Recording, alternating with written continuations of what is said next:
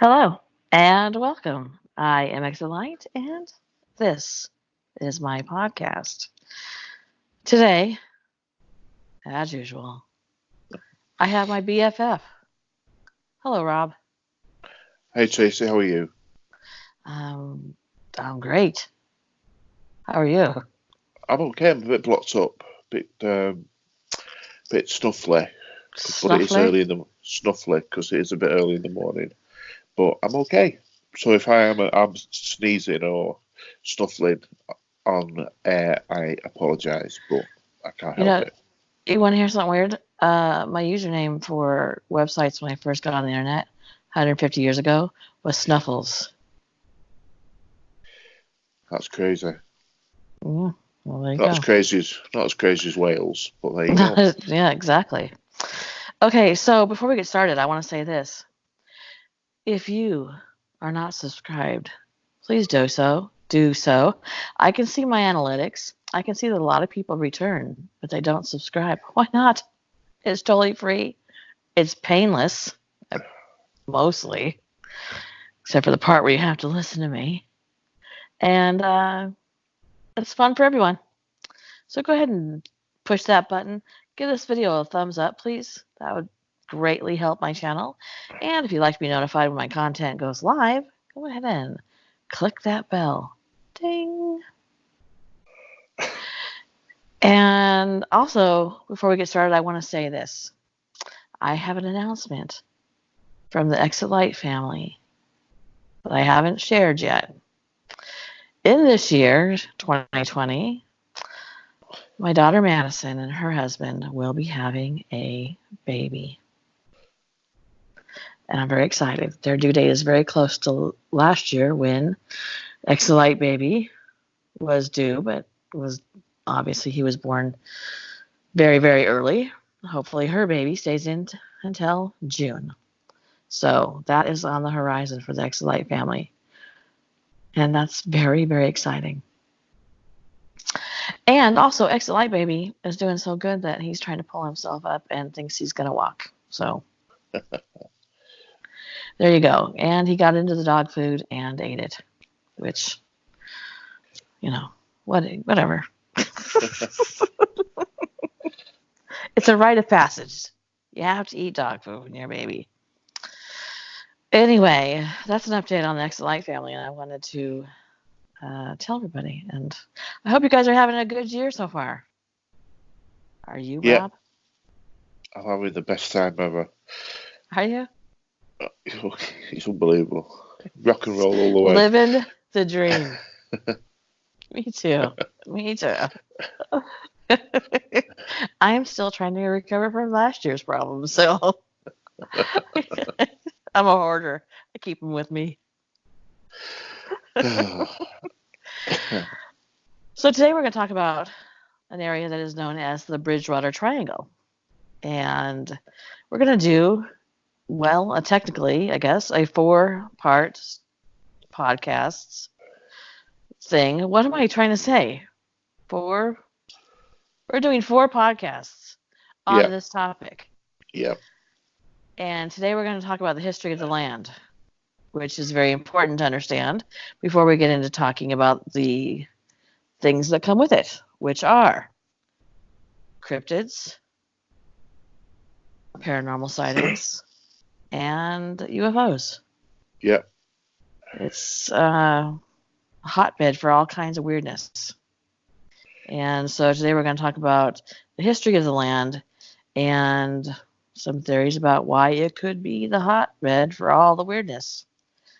And I think it's going to be fun. I think it's going to be awesome. And I have the equipment now to try and do live podcasts. So you guys cross your fingers and Cross your toenails.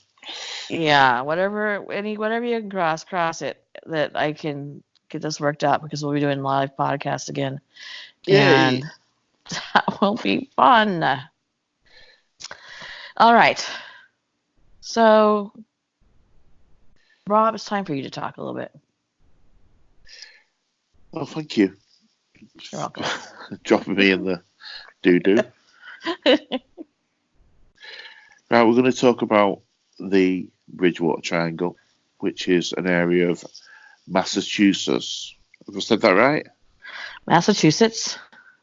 Right. It always sounds different when you say it than when I say it. Because I speak English and you speak English. There's only one of us here that's English. Exactly. Massachusetts. Massachusetts. Massachusetts. No, Massachusetts.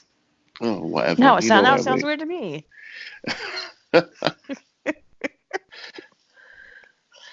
Well, it's on the east coast ish of America, up near the top in New England, and there are 4 different colonies.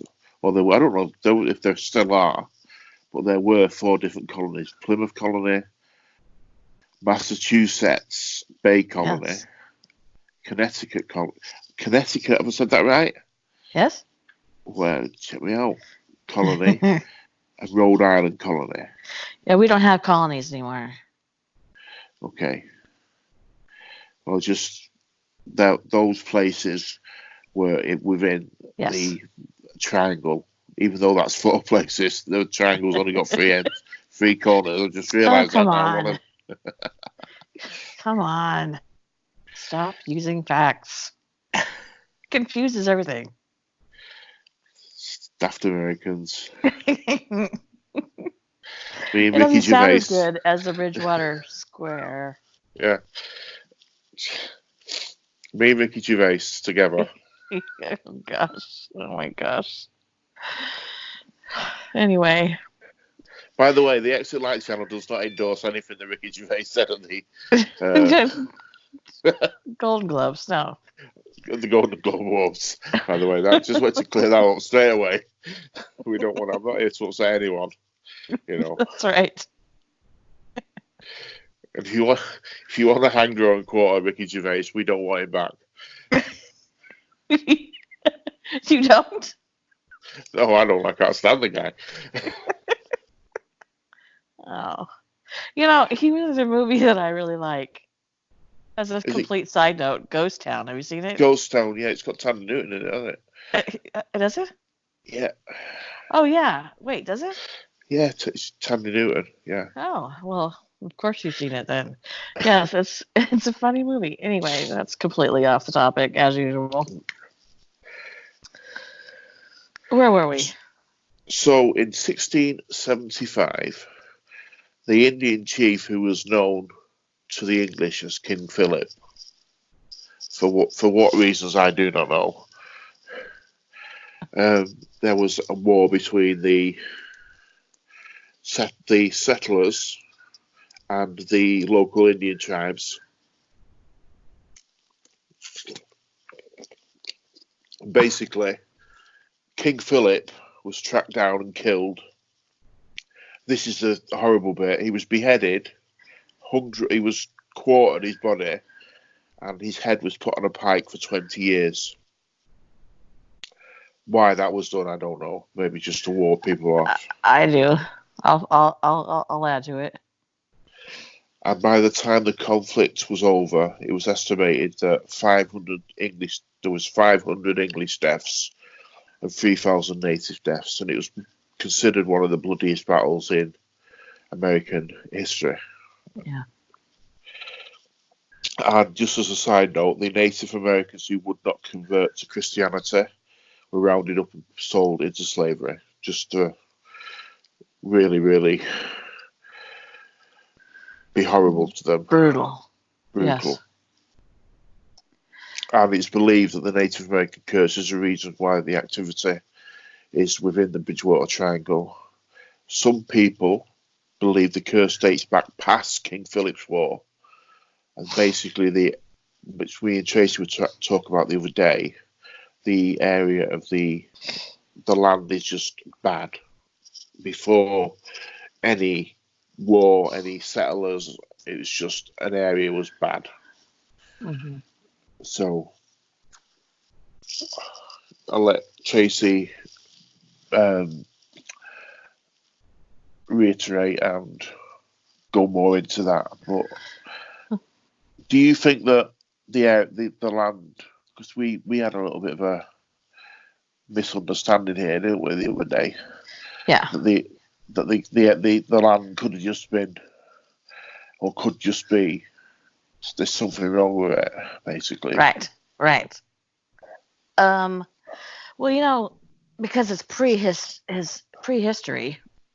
I mean, I don't know. It's possible that there was.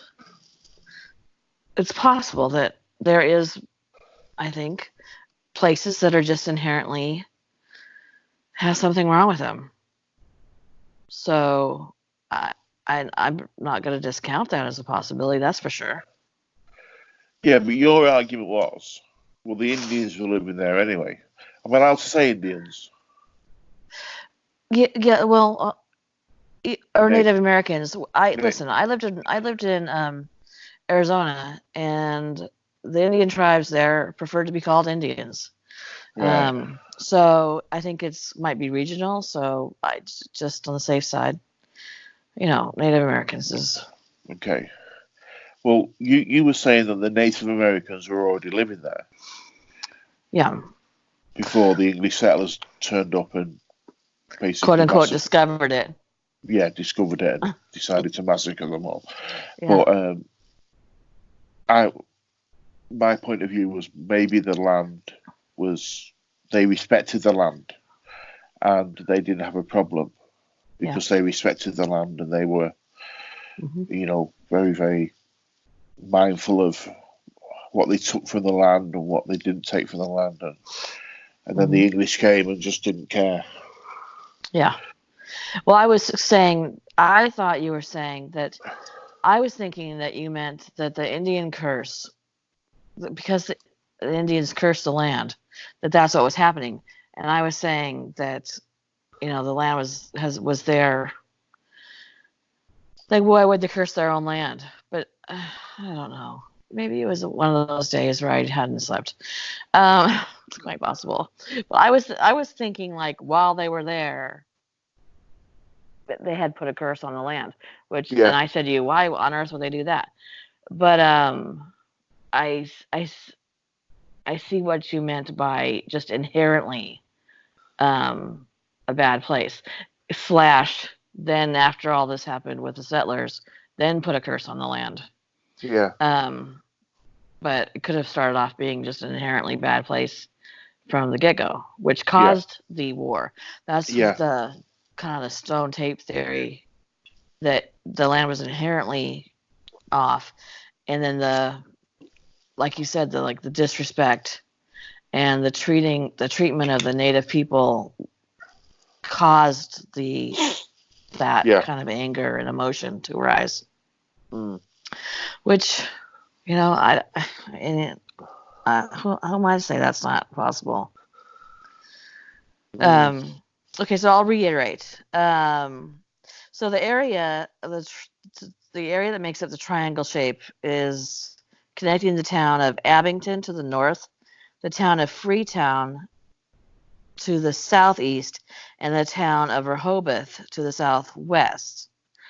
So that's why it is a triangle, because it connects three Yeah, cities and the areas in the middle. Um, the area has like I said, a high rate of UFO sightings, strange animal sightings, which would be a slash cryptid. Also paranormal and ghost yeah, sightings. They say the investigators have said that they've found evidence of satanic rituals on the land there. Um, and some paranormal investigators think that it's possible that the land um, was cursed and by the Native Americans and is still cursed, which is why these things happen there, because of how brutally horrific that the Native Americans were treated by the English settlers.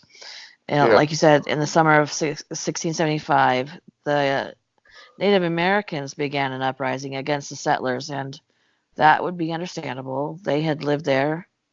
No, Rob and I were talking about this too. They had lived there. Nobody discovered America. People were here. They lived on the coast. They in the coastal areas. They lived in that, hunted in that area. And then the settlers came in and in their writings literally described them as being animals because they, weren't cultured and treated them as such. So, I would imagine that people being treated like that way would say it's time to get out. I mean, that was the way. You would war with the warring tribes, and I guess they figured it would work out the same way with the English, but the English brought a little thing, like muskets. Yeah. So this war became known as King Philip's War. It started to spread down towards Swansea and moved to Rehoboth, into Tartan and Middleborough and Dartmouth, and then Plymouth Colony. By the fall of 1675, the colonies of Plymouth, Rhode Island, and Massachusetts Bay were all inundated by this conflict. The war was so brutal that historians say that it was unprecedented, and that the United States never saw anything like it again, and that both sides lost so many people. It was so brutal. Both sides stole women and children and slaughtered them as a way to effectively try and stop, from being attacked. And it didn't work. Both sides kept coming anyway with those losses. And like Rob said, by the end of that war, 3,000 Native Americans were dead. 500 English settlers died.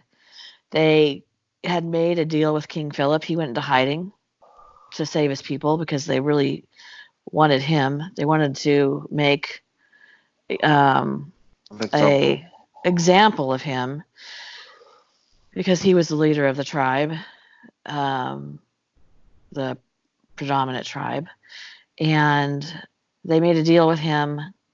Sent a messenger into the swamps where he was hiding and told him that if he came out, they would stop the killing. They would there would be no more women and children. Everything would be over with. Come out, we can have peace talks, which he did. He met them on this rock, which I'll talk about later. And instead, they drew and quartered him. For those of you who don't know what quartering means, you tie one arm to a horse, one arm to a horse, one leg to a horse, one leg to a horse, and tell them to go. Yeah. And then they took his head and they put it on a spike and put it out in front of Fort Plymouth for 20 years to serve as a warning to the Native Americans never to rise up against them again, or this would happen again. 5% of New England's combined population of Native Americans and British settlers were killed in this war. That amount of blood spilled into the dirt of New England, soaked in. And could that be the cause for the earth remembering the violent acts that occurred there and that is still affecting the area to this day? And of course, we've talked about the stone tape theory and objects, earth, buildings, with holding energy in that memory. And I was thinking about this today before we started the podcast, that as we never make new water, we don't make new water. We're incapable of making water.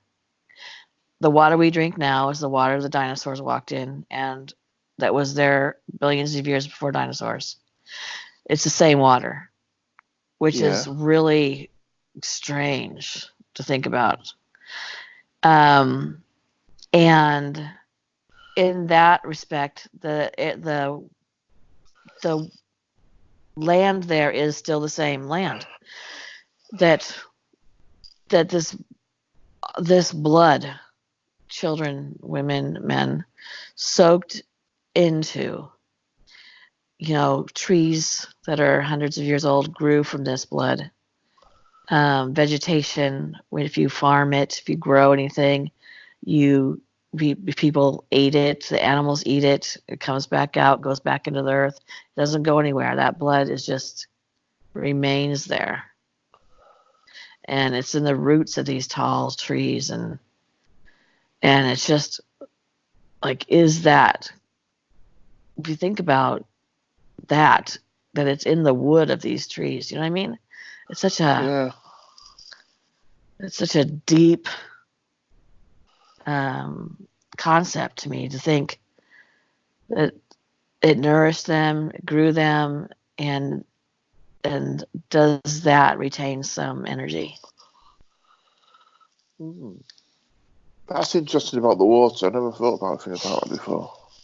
Yeah, yeah. I mean, We never make what? new water. Even what about rain? Rain's not new. It evaporates, goes into the Yeah. clouds, comes back down. Come back down again, and then just repeats the cycle. Yeah. Mm. Yeah. So a little bit more. Talk a little bit more about the history of and some of the things that we're going to be talking about in our podcast. So a main part of our upcoming podcast is going to revolve around what is called the Hockomock Swamp. And so I'll talk about a little bit about the Hockomock Swamp, if that's okay with you, Rob. Yeah. Yeah. So it's a vast wetland that encompasses much of the northern part of southeastern Massachusetts. The northern part of southeastern Massachusetts is 16,950 acres. So we should just go with 17,000. Yeah. The land is considered the largest freshwater swamp in the state. It acts as a natural flood control mechanism for the region. Now, the history of this is during the 17th century, the Hockomock Swamp was used as a fortress by the Wampanoag, which was the predominant tribe of the natives in that area, which is where King Philip came from. His actual name was Metacomet, but for some reason they called him King Philip, and I don't think I ever found out why. If you guys know why they referred to him as King Philip, feel free to place that down there. During the 18th and 19th centuries, Euro-American settlers deemed the swamp to be worthless, barren land, and they attempted to drain it and convert it into profitable farmland. A reverend, who was also an historian, whose name was William Chafin, was an early advocate of these draining schemes. Well, the problem with that is that the Native Americans placed great value on these swamps, because what these swamps were before they were swamps, these tribes lived there when this land was glaciers, Yeah. and they buried their loved ones in these areas, in these glaciers. And when the glaciers melted, they still used this land. It was still sacred to them because it's where they lived. It's where their loved ones were buried.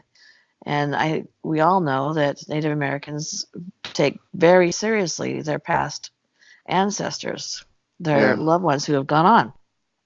So, of course, while the English settlers are thinking that they're going to do that, that, of course, is something causing turmoil for the Native Americans. They valued the swamps. They hunted in the swamps. They fished in the swamps. They that's where they would hide if they were going to attack another force, another tribe. The British settlers, for instance, they named it Hockomock, which is the Algonquin term meaning the place where spirits dwell. In addition to life-sustaining activities, much of the swamp served a dual purpose as a sacred burial ground, like I just said.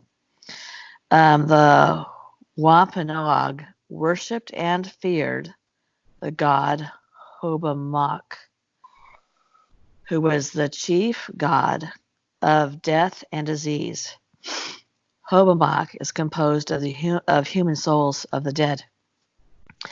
And so the terms Hobamok, Hockamok kind of intermingle in this area. There are many stories and legends that have become associated with this swamp. Even in modern times, it has for some remained a place of mystery and fear. Paranormal enthusiasts, in particular, that community considers the Hockomock Swamp part of the Bridgewater Triangle, and excavation of the area revealed that it dates back to early archaic periods, and that was about 9,000 BC. Wow. Which, yeah. So, this tribe had lived on this land for a very, very, very long time. They have found hearths and pits. They found molds to make bowls and Bowls. Yeah. They found red paint that they used in ceremonies. There's rectangular lodge floors that have been excavated from there. And there's obviously a lot of evidence that they hunted there, and they found bones that are, extremely old, and then the weapons and what they used to kill them. So that is a part of the triangle that we will be discussing. It is a part of the triangle that has a lot of history of paranormal activity, which, we don't even begin to know how many dead bodies are in the swamp from 9,000 BC to now. That's mind-boggling, I think. Oh, yeah. Yeah, I think that alone is worthy of, and especially because it's sacred land.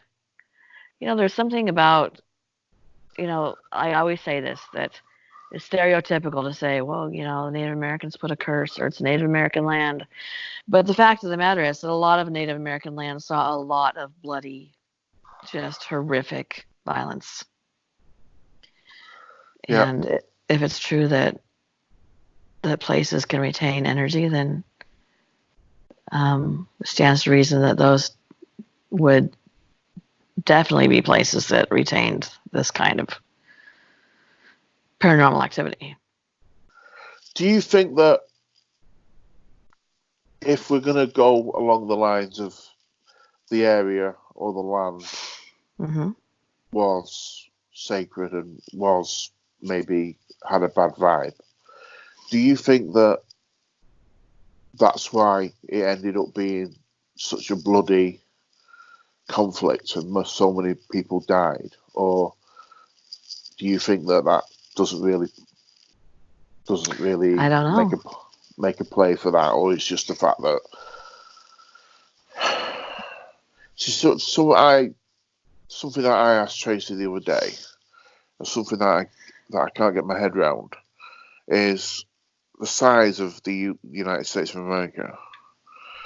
Why did the English settlers always seem to want to settle where there were Native Americans? Could they not have just moved along the coast a little bit to where there wasn't any Native Americans and settled there? Well, it just seems that they wanted the land that was already inhabited.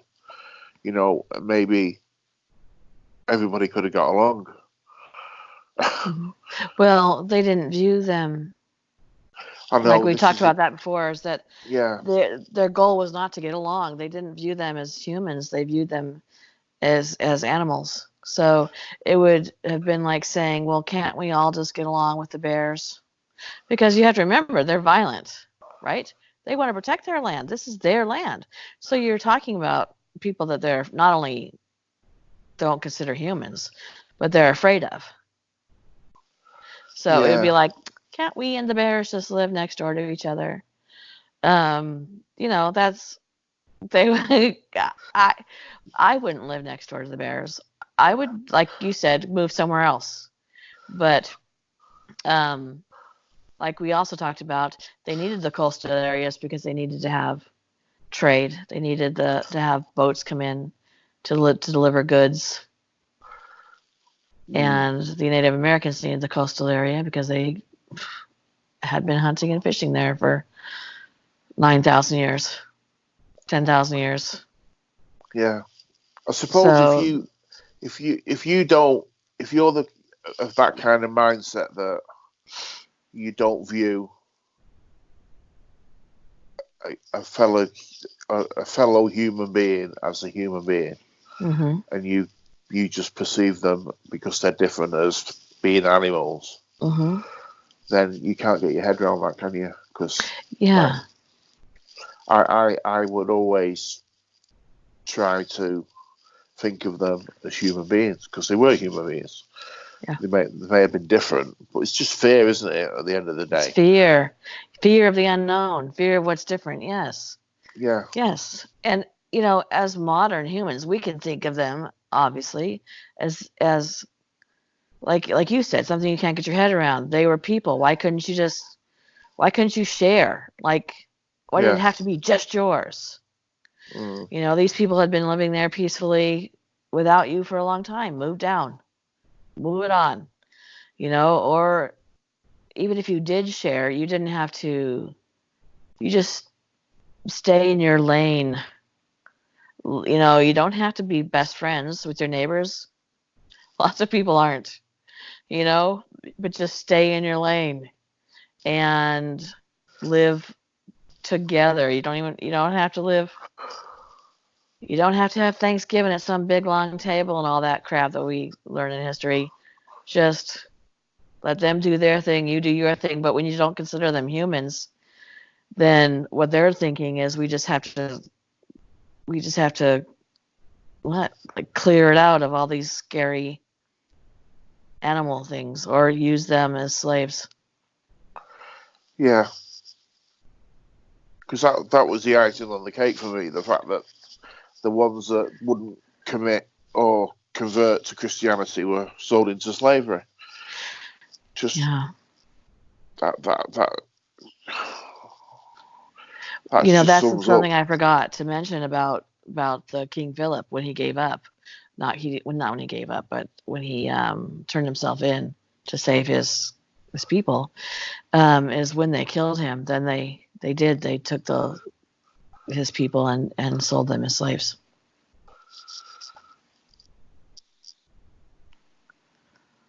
So Terrible, isn't it? yeah, history was, uh, you know you learn better, you know better, you do better. Hopefully, it takes a long time though. Sometimes,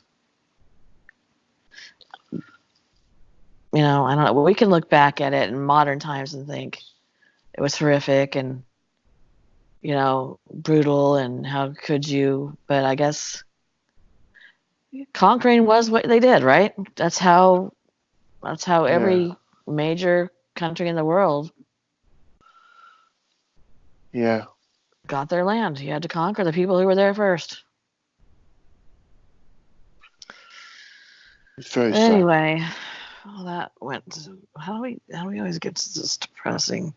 Okay, so Dighton Rock is also in the boundaries of the Bridgewater Triangle. Dighton Rock is a 40-ton boulder originally located in the riverbed of the Taunton River at Berkeley, Massachusetts, which was formerly known as the town of Dighton. The rock is noted for its petroglyphs. Now, this is the really strange part. It's petroglyphs that are almost identical to petroglyphs they have found in Egypt. Yeah. They had, it was primarily lines, geometric shapes, schematic drawings of people. It had writing, and I mean that just blows my mind. Yeah. We could sit here and do a podcast that would last a month talking about how around the world people had the same type of living experience that they've never seen each other, but they had the same type of petroglyphs and the same names for the sun and the moon and the stars and the same way to see them and all that. It's so crazy. I'm telling you, UFOs, people, get on board. Anyway. Literally. Yes, literally. Literally, because you need to go from Egypt over to Massachusetts for a minute. Um, the carved designs of are of uncertain origin, of course, because it's strange. Um, they removed this rock, and which was a controversy among the Native American people, and they put it in a museum in a nearby park, and it is now listed on the National Register of Historic Places. That is, I don't even know how do you even begin to explain that? I don't even know. So we'll talk about stuff like that. The Freetown Fall River State Forest. Stay out of the state forest. It's commonly shortened to Freetown State Forest. It is publicly owned forest covering more than 5,000 acres in the city of Fall River, the towns of Freetown and Lakeville in the state of Massachusetts. The forest lies mostly in the center of the town of Freetown, which is about a third of the town. And the forest land includes Profile Rock, a granite outcropping which local Native Americans believe to be the image of Chief Massasoit. Sorry, please don't hurt me. And a 227-acre Wampanoag reservation. The forest is owned by the Commonwealth of Massachusetts. Now, the history of this forest is a lot of paranormal sightings have happened in this forest. A lot of lights.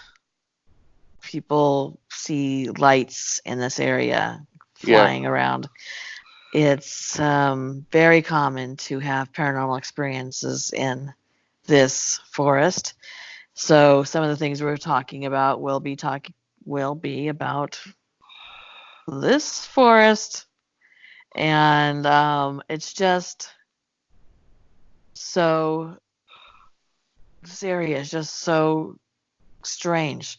The amount of various phenomena that happens here. A Profile Rock. Profile Rock is the supposed site where King Philip turned himself in. Legend has it that the ghost of a man can be seen sitting on this rock with his legs crossed or with outstretched arms. The a historical figure known as Anawan was supposedly given this lost belt by King Philip on this rock. I have a story in my creepypasta file that's called the Anawan Rock, and it is about Profile Rock. So if you're interested in listening to a creepypasta that I wrote about this area, this rock, please look for Anawan Rock. Let's see. And then there's Solitude Stone, which is commonly referred to as a suicide rock. It's an inscribed stone. They don't know who inscribed it or why they did, or exactly when they did, but it was discovered when they were searching for a missing person, and they found the person's body, and next to the body was this inscribed stone. And now it is referred to as the suicide stone. And this is what it says: All ye who in future days walk by Nanchahsett stream, love not him who hummed his lay cheerful to the parting beam, but the beauty that he wooed. And it has, in this particular area, Bigfoot sightings, Thunderbird sightings, which is when we get into the, come on, Rob, what's the name of those things? Cryptids. Cryptids. Yes. It has, it's known for its animal mutilations. Yeah. It's cult activity. And it's also one of the places said to be cursed by Native Americans. So, yeah, I think these upcoming podcasts are going to be crazy. There are giant snakes. There are dog-like, I don't even know what you would call them, sightings of like werewolves, Bigfoots, yeah. little weird creatures that this man claims spoke to him, tried to get him. What did he say? Come here, come here, come here. Remember in the documentary? By the way, there's a documentary called The Bridgewater Triangle. If you guys want to check that out, it's crazy. We'll be talking about many stuff on that. A lot of stuff that's in that documentary. Rob and I have both watched it, and so we'll be talking about that. But didn't he say that little being was saying like, "Come here, come here"? Something like that, yeah. And he thought it was like a. Go ahead. I think the cryptid side of it, which we're going to obviously touch on in another podcast, is sort of maybe people have had too much to drink, and some of it is a little bit bizarre. Yes. To say the least. There are some bizarre. Yeah, there are some bits there that just that take a lot of believing, put it that way. Yes, in this documentary, if you do feel like watching it, and I think it's on Amazon Prime, I think. Yeah, it is. Okay, take some of it. We'll take all of it with a grain of salt, but there are some things to take with a lot more salt than just a grain. Yeah. There are some people who I don't even know why they were included. Maybe they need to spend a little bit more time with the meds. Yeah. Or they've been spending too much time with their meds. Yeah. Yeah, it's one of those. It makes for interesting stories, all right. But anyway, so there's balls of fire, orbs, UFOs. And then a lot of these stories we're going to talk about have not the crazy one, the come here. That was a lot of them are corroborated by other people saying the exact same things at the exact same times. It's well known. So I'd like to, do more of those than some of these crazy ones that you just think, oh, come on, please help me. Yeah. So, and cryptids is always an interesting topic anyway, because there's some crazy cryptids supposed to be seen in this place. Yeah. So I hope you guys will enjoy this series we have coming up. I have been talking to Rob about doing this series for maybe a year and a half. Yeah. A long, long time. Oh, no. I know. I'm just that's how I am. So apparently this is we found the time that was right, because we're going to do this, and I think you guys will really like it. I mean, there is literally something for everybody in this. If you are interested in UFOs, if you're interested in paranormal, you're interested in cryptids, and who isn't, except for me, who's very disappointed with chupacabras. I'm not gonna get over that. You're gonna love it. So even if you're not, like, even if you are a total skeptic, this place, just alone from the history, just the history is fascinating, frankly. And but you got to listen to these stories because you you might not be a skeptic anymore after some of these things are told to you. Yeah. So, what do you think, Rob? I think it's going to be great. I think it's going to be really, really good. Looking forward to it. I'm really looking forward to it too. So you guys keep coming back. If you click that bell, you'll be notified when our podcasts go up, and hopefully, crossing fingers and toes, hopefully they'll be live so we can chat with you guys while we're doing the podcast. Yay. Yeah, we're not going to have a producer. The producer's going to be me. So I don't know how I'm going to do a moderator. I don't know. I might have to talk my 17-year-old into moderating. And then we can discuss all the weirdness, and you guys will love it. You definitely need a moderator. I do. I do have to need have a moderator. You need moderating. Just no kidding. In life, I could use a moderator. Of course, I'm not the one getting in fights in Indian restaurants, but whatever. Thought we weren't going to bring each other's personal baggage into the podcast anymore. Oh, did we make that arrangement? I did. Oh, I missed that day. Sorry. Okay, well, you can bring my personal baggage in if you'd like. There's a lot lately. It's so much baggage. You're going to have to get some trucks. We need a bigger boat. All right. Well, like I said, please give this video a thumbs up. And if you're not subscribed, go ahead. Take that leap.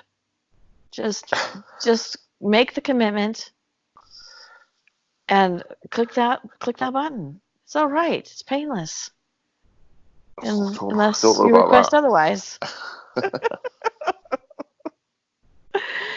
And also, we are trying to get a podcast together with Rob and Jory and Jeremy and Maya and myself to celebrate our 2,000 subscribers and talk about our favorite stories or podcasts or behind the scene conversations, because before we start our podcasts, we always talk and some crazy stuff goes on. So I hope people talk about their favorite behind the scenes things that have happened before. And I think that it would be fun to talk to you guys about those.